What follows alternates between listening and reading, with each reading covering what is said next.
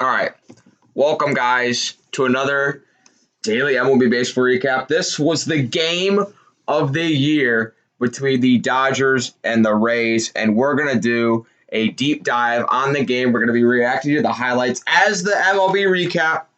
I feel like we can do this for the rest of the games going forward, so that's exactly what we're gonna do. This was such a crazy game. Let's get into it. So, hold on, we can turn the volume on, I guess. So Ryan Yarbrough was your starting pitcher, and he was going up. All right, so Ryan Yarbrough starting the game, and then in the very first inning, Turner takes him deep. So the Dodgers are already starting out fast. You know, they won the last game. They got the momentum. They're coming out like a house of fire. They're not. That's perfectly squared up, by the way. Kiermaier can't get it, and you're thinking it's going to be more of the same. But in the bottom of the first, trying to get too aggressive, or no, he was safe on that. I didn't actually watch the first part of this game. Big review here. They call him out. So it's still 1-0 Dodgers. Bottom of the second, Arias on the mound. He started the game, and he actually pitched really well. Nice catch there by Betts. Rocket there by Lau, but Betts just takes a hit away from him. Still 1-0, and then Corey Seager says goodbye way back, and the Dodgers get another run. You're thinking it's going to be probably just more of the same. 8 home runs in 69 plate appearances. Great stuff there from him. But then, so bottom of the fourth, the Rays actually get one back. Randy Arozarena sets the MLB record for home runs in a postseason. I think that was the record-breaking one.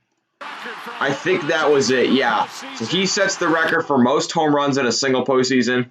Corey Seager tied him up. He's like, enough of that. Man, has he been good. Cardinal fans are crying that they got rid of him for pennies on the dollar.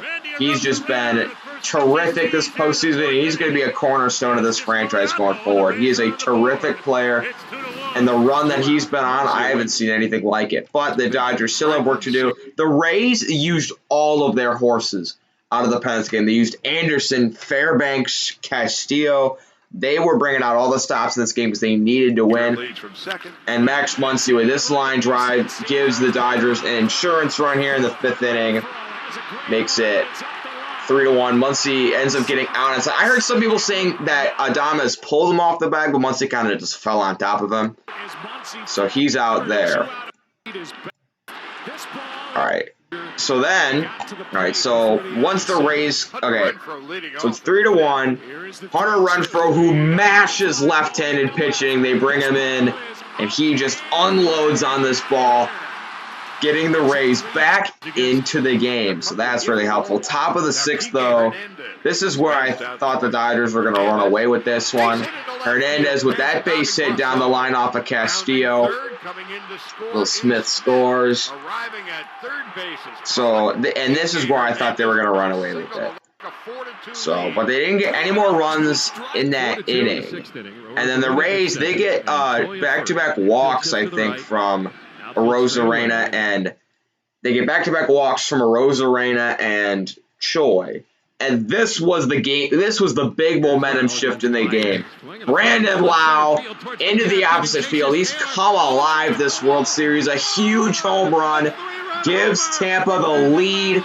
The 5 Rays fans in attendance are hype. Let's be honest, it's all Dodger fans at this stadium. It's all Dodger fans. He goes deep, dabbing up Randy. This was the big hit of the game. But then the Dodgers actually took the lead back. I don't know why they're not showing us. They took the lead back on like a 2 RBI. Hold on. They took the lead back on a 2 RBI single from, I forget who. Brandon Lau. It was like Jack Peterson, I think. Brandon Lau dove for the ball, and it just tipped off the top of his glove, and 2 runs scored. I don't know why they're not showing that. But so the Dodgers took the lead back.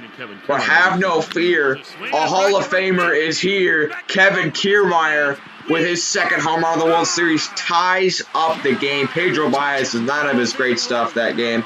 Just leaves it over the middle, and Kiermaier makes him pay. So top of the 8th inning, Nick Anderson. They brought Nick Anderson into the 7th inning. He got out of a huge jam, and they're trusting him here to get out of this inning. I think he gave up like a double to I forget who.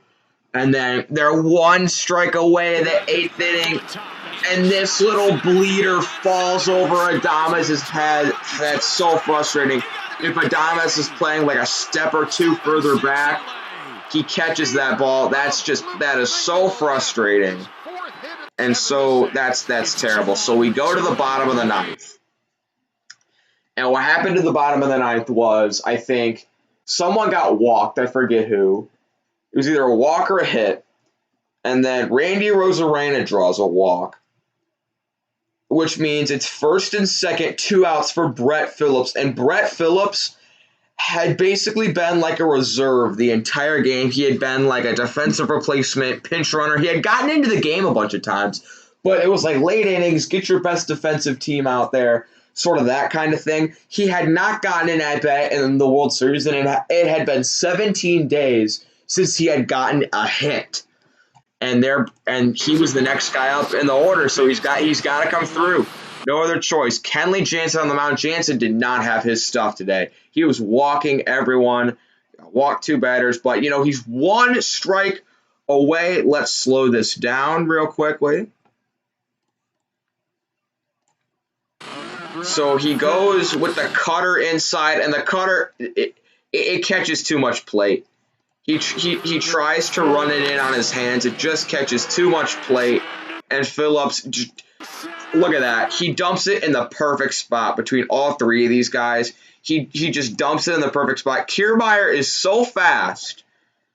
He's going to tie the game. Now, Chris Taylor, what he's doing is Arozarena, who's on first, is going to try to – hold on. Arozarena is trying to make it from first to third. And Taylor sees that, and he tries to make a play too quickly. He's too busy looking at Arozarena to where he forgets so a white thing called the ball, and it tips away from him. There's Kiermaier scoring. He finally picks up the ball, and Arozarena is being sent home.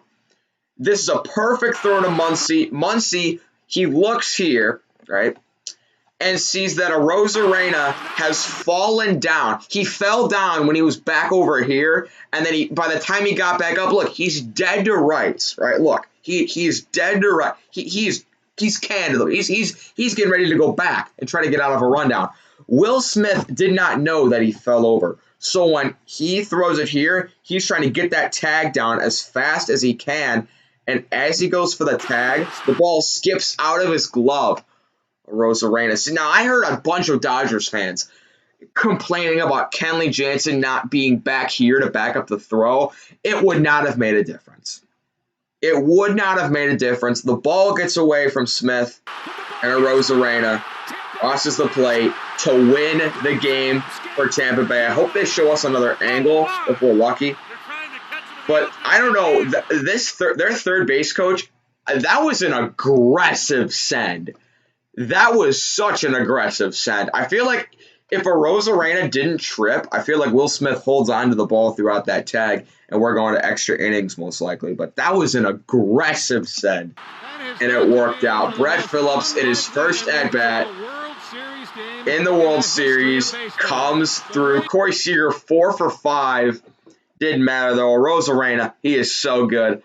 Brandon Lau had that big game-changing homer, and now the series is tied. Crazy stuff in Arlington, Texas. Look at that helmet toss from Phillips. Wonderful stuff there. Hope you guys enjoyed, and I will see you next.